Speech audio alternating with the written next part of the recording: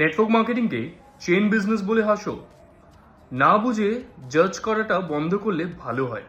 সত্যি কথাটা একটু জোর করেই বলি, ম্যাক্সিমাম লোক নেটওয়ার্ক মার্কেটিংকে ক্রিটিসাইজ করে, কিন্তু তারা নিজেরা কখনো ট্রাইও করেনি।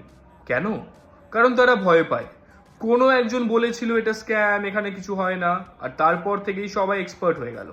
না রিসার্চ, না এক্সপিরিয়েন্স, শুধু অন্যদের কথা রিপিট। কিন্তু আইডেন্টিটা দেখো, ওই মানুষগুলোই 9 to 5 জবে আটকে আছে, ইএমআই, বিলস আর স্ট্রেসে ডুবছে। আর অন্যদিকে কেউ কেউ সেম ইন্ডাস্ট্রি দিয়ে নিজের ইনকাম ফ্রিডম বিল্ড করছে। এখানে দুটো টাইপের মানুষ আছে, একজন যারা রিস্ক না নিয়ে শুধু ওপিনিয়ন দেয়, আর একজন যারা রিস্ক নিয়ে রেজাল্ট নেয়। তুমি কোন দিকে থাকবে?